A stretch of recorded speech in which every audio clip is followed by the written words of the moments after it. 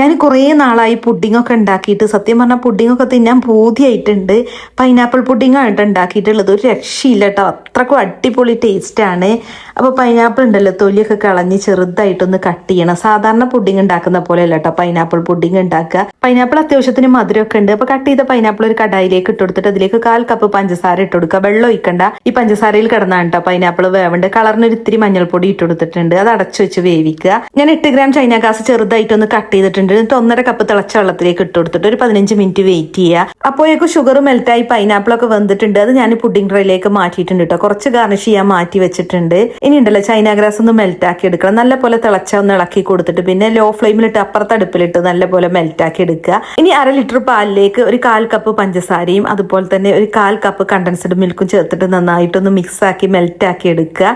പാൽ ചൂടായി കഴിഞ്ഞാൽ ഫ്ലെയിം ഓഫ് ചെയ്തിട്ട് മെൽറ്റായ ചൈന ഗ്രാസ് അതിലേക്ക് ഒഴിച്ചൊന്ന് മിക്സ് ചെയ്യുക. എന്നിട്ടുണ്ടല്ലോ പുഡിംഗ് ട്രേയിലേക്ക് ഒഴിച്ചു കൊടുക്കട്ടോ. പൈനാപ്പിളിന്റെ മേലേക്ക് ഒഴിച്ചു കൊടുത്താൽ മതി. പുഡിങ്ങിന്റെ മുകളിൽ ബബിൾസ് ഉണ്ടാവും. അതിങ്ങനെ എടുത്ത് മാറ്റുന്നതിനിടയിൽ എൻ്റെ ഡ്രസ്സിന്റെ ആ ഒരു തുകലുണ്ടല്ലോ, അതൊക്കെ പുഡിംഗ് മിക്സിൽ തട്ടിയിട്ടുണ്ട്. ഒരു വേലക്ക് ഇരുവേലപ്പണി എന്ന് പറയുന്ന പോലെ. ഒരു അരമണിക്കൂർ കഴിഞ്ഞപ്പോഴേക്കും പുഡിങ് തണുത്ത് പകുതി സെറ്റ് ആയിട്ടുണ്ട് കേട്ടോ. ഈ സമയത്ത് വേണം ഗാർണിഷ് ചെയ്യാനുള്ള പൈനാപ്പിൾ ഇട്ട് കൊടുക്കാൻ. പിന്നെ ഞാൻ ബദാം കട്ട് ചെയ്തതും കുറച്ച് ഇട്ട് കൊടുക്കുന്നുണ്ട് കേട്ടോ.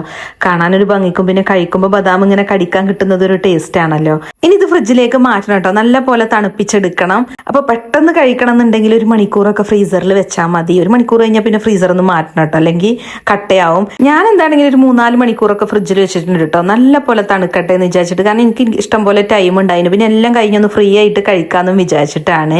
കുറേ നാളായി പുഡിങ് ഉണ്ടാക്കണം എന്ന് വിചാരിക്കണം. പക്ഷെ അതിന് പറ്റിയൊരു ഫ്രൂട്ട്സ് കിട്ടാതെ അങ്ങനെ ഇരിക്കുകയായിരുന്നു. അപ്പോഴാണ് കേട്ടോ പൈനാപ്പിൾ വാങ്ങിയത്.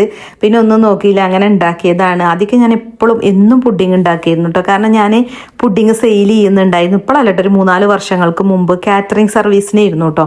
അപ്പം എന്നും പുഡിങ് ഉണ്ടാക്കി അങ്ങനെ മടുത്തതായിരുന്നു എനിക്ക് പുഡിങ്. ഇപ്പം ഉണ്ടാക്കാതെയും കഴിക്കാതെയും ആയപ്പോൾ പുഡിങ് തിന്നാൻ ആഗ്രഹം തോന്നി, അങ്ങനെ ഉണ്ടാക്കിയതാണ്.